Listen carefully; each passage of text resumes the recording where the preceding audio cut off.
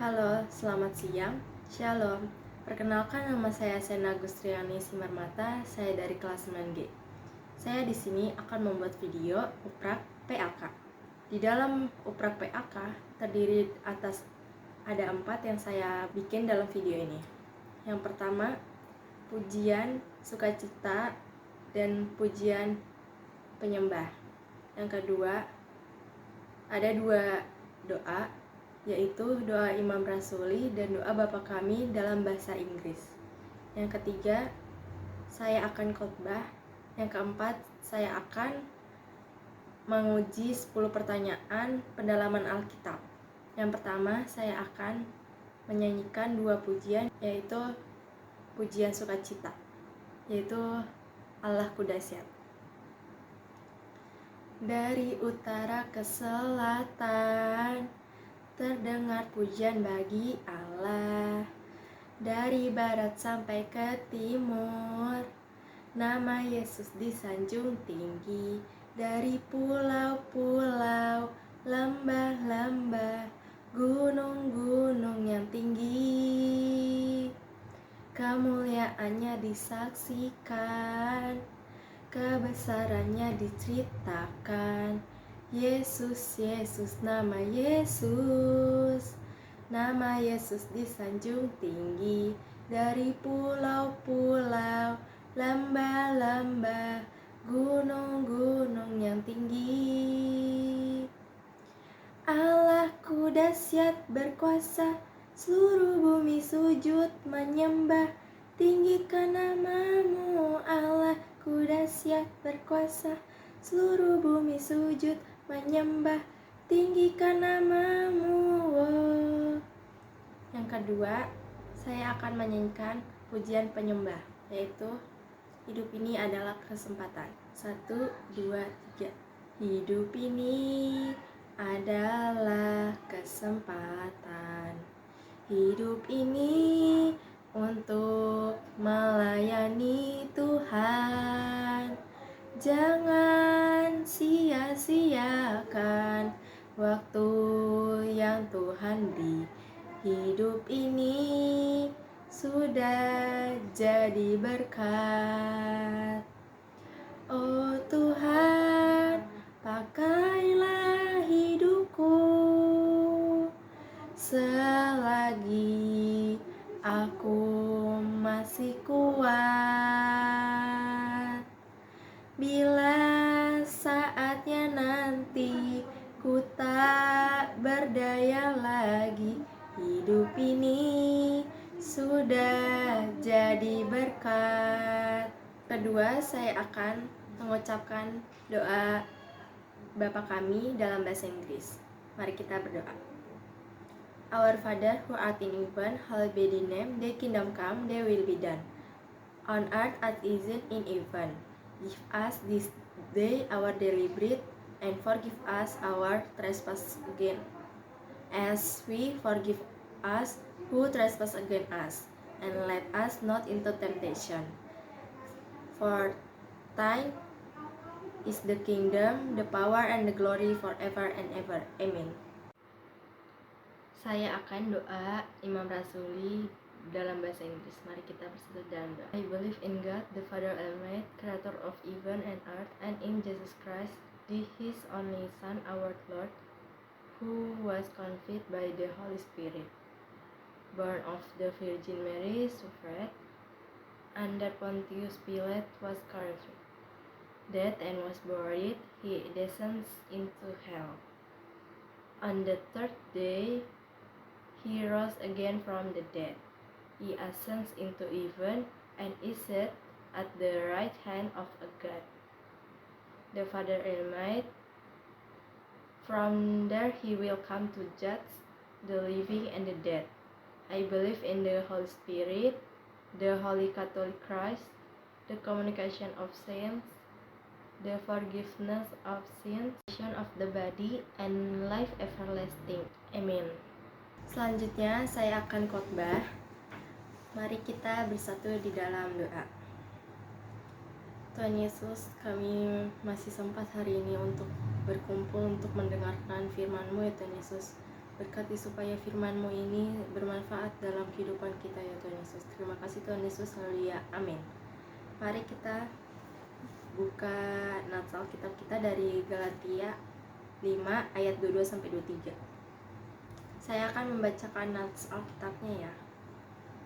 Tetapi buah roh ialah kasih, sukacita, damai sejahtera, kesabaran, kemurahan, kebaikan, kesetiaan, kelemah lembutan, penguasaan diri. Tidak ada hukum yang menentang hal-hal itu. Oke. Di dalam khotbah saya hari ini, saya mengambil yaitu dari buah-buah roh dengan tema sifat-sifat baik dari buah roh. Nah, istilah buah roh dalam bahasa Yunani adalah kata tunggal yang berarti hanya memiliki satu macam tetapi dengan 9 sifat. Sifat-sifat baik dari buah roh ialah dalam bentuk pleonasme yang dari George Candy adalah penggabungan runtunan kata yang mengalir keluar dari hatinya. Oke, saya akan menjelaskan ada 9 buah-buah roh yang terdapat dalam khotbah kita kali ini. Yang pertama yaitu ada kasih, yang terdiri dari 4 macam kasih yaitu agape, storge, philia, dan eros. Dan di dalam Alkitab terdapat dalam Matius 22 ayat 37-40 yaitu yang terbagi atas kasih vertikal yaitu kasih kepada Tuhan Allah, yaitu kasih horizontal, kasih kepada sesama. Yang kedua, sukacita. Sukacita yang bersumber dari Allah, Roh Kudus yang bekerja untuk memberikan kita sukacita yang luar biasa. Seperti pada 1 Tesalonika 1 ayat 6, jemaat Tesalonika yang mengalami kesusahan, tetapi mereka tidak lupa dengan sukacita dan mereka tetap bersukacita yang luar biasa. Yang ketiga, damai sejahtera. Perasaan yang dapat dirasakan ketika kita mencari Allah. Kata shalom yang berarti tenang, sempurna, dan tentunya damai dalam hati kita yang telah mencari Allah. Yang keempat, kesabaran. Sikap manusia yang menahan emosi dan balas dendam. Sabar dapat diartikan untuk tenang dan tidak tergesa-gesa. Seringkali semua manusia mengalami masa-masa yang buruk, tapi ada juga yang langsung pasrah dan ada juga yang tetap sabar mengalami hal tersebut. Kelima, kemurahan. Sikap manusia yang manis. Manis berarti manusia yang murah hati, yang suka memberi, tidak dapat sombong, tidak mudah emosi, dan memiliki hati yang manis. Tidak hanya itu, murah hati dapat mengampuni orang lain seperti pada Mazmur 23 ayat 6 tertulis bahwa kemurahan itu membuat kita akan diam di dalam rumah Tuhan selamanya. Yang keenam, kebaikan. Diambil dari kata baik, yaitu perilaku manusia. Sikap baik dapat memberikan suasana dan dampak yang positif. Seperti pada tertulis Roma 12 ayat 21, kita harus bisa mengalahkan kejahatan dengan kebaikan. Yang ketujuh, kesetiaan. Sama seperti berjanji kepada diri sendiri atau orang lain yang dengan hal yaitu agama atau kepercayaan. Dan menjadi setia, kita harus memiliki tekad yang kuat supaya tidak menyimpang jauh dari komitmen atau janji. Yang kedelapan, kelemah lembutan. Sama seperti kesabaran, kelemah lembutan ialah sikap tenang dan dapat mengendalikan emosi, tidak sombong, dan seorang yang memaafkan. Seperti pada Kolose 3 ayat 12, kita sebagai orang-orang pilihan Allah haruslah memiliki kelemah lembutan dan kesabaran. Yang kesembilan, penguasaan diri. Kemampuan diri atau seseorang untuk mengendalikan dirinya sendiri secara sadar agar tidak merugikan orang lain. Penguasaan diri dapat diartikan seperti tidak marah dan sabar. Seperti pada 2 Timotius 4 ayat 5. Yaitu bahwa kita harus mengendalikan diri di setiap hal. Oke, saya akan menutup dalam khotbah hari ini. Sudahkah kalian memiliki hidup yang bertumbuh atau berbuah? Semua hanya dapat terjadi jika kalian tetap menempel pada pokok anggur. Taatilah setiap proses yang Tuhan izinkan karena itu adalah kesempatan terbaikmu untuk lebih mengenal Allah, bertumbuh dan berbuah bagi Allah. Amin. Mari kita bersatu dalam doa. Ya Tuhan Yesus, terima kasih karena Engkau telah mengizinkan kami untuk mendengarkan firman-Mu dan sedikit untuk mengambil dari buah roh ini ya Tuhan, supaya bisa jalani buah roh ini dalam kehidupan kita sehari-hari ya Tuhan Yesus. Terima kasih Tuhan Yesus, haleluya, amin. Oke, saya akan mengasah 10 pertanyaan pendalaman Alkitab ya. Yang pertama, hukum Taurat, yaitu jangan ada padamu Allah lain di hadapanku. Yang kedua, jangan membuat bagimu patung yang menyerupai apapun yang ada di langit atau yang ada di bumi. Yang ketiga, jangan menyebut nama Tuhan dengan sembarangan. Yang keempat, ingat dan kuduskanlah hari Sabat.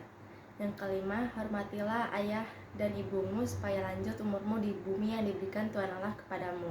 Yang keenam, jangan membunuh. Yang ketujuh, jangan berzina. Yang kedelapan, jangan mencuri.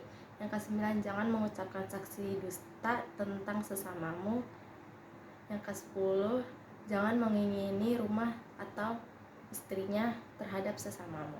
Soal yang kedua adalah sebutkan perjanjian baru. Oke, saya akan menyanyikannya ya. Matius, Markus, Lukas, Yohanes, Kisah Rasul, Roma, Korintus, Galatia, Efesus, Filipi, Kolose, dan kedua Tesalonika, 1 dan 2 Timotius, Titus, Filemon, Ibrani, Yakobus, Petrus, ketiga Yohanes, Yudas, dan akhirnya Wahyu. Soal yang ketiga, di mana Yesus berdoa, yaitu Taman Getsemani. Yang keempat, di mana Yesus disalibkan, di Bukit Golgota. Yang kelima, 3 orang yang masuk di perapian menyala-nyala atau yang disebut SMA. Yang pertama yaitu Mesak, Sadrak, Abednego. Soal yang keenam, siapa nama ibu Yesus? Yaitu Ibunda Maria. Yang ketujuh, siapa yang membantu Yesus memikul salib? Jawabannya yaitu Simon. Yang kedelapan, saya akan menyanyikan Aku gereja, kau pun gereja. 2, 3. Aku gereja, kau pun gereja, kita sama-sama gereja, dan pengikut Yesus di seluruh dunia, kita sama-sama gereja. Gereja bukanlah gedungnya, dan bukan pula menaranya. Bukalah pintunya, lihat di dalamnya, gereja adalah orangnya. Soal yang ke-9, ada berapa lilin kaki Dian di gereja dalam Natal? Jawabannya ialah ada 7. Yang ke-10, apa arti dari Eli Eli Sabatani? Yaitu, Allahku, Allahku, mengapa engkau meninggalkan aku? Sekian dari saya, terima kasih. Bye, shalom.